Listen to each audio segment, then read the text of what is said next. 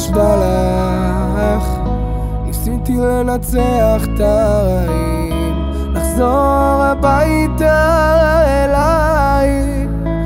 אוי, ואת יודעת, אני ילד לנצח, הם אומרים, לא חזרתי אלייך.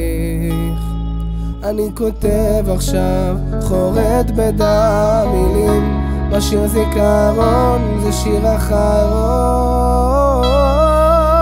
אל תדאגי אמא שלי, ותזכרי לשמוח הרבה, תבטיחי לי שתבחרי בחיים גם שיהיה לך קשה, ותשכחי קצת געגועים, אני יודע שהם לא חולפים, עוד יהיה לך טוב, את תראי אמא שלי.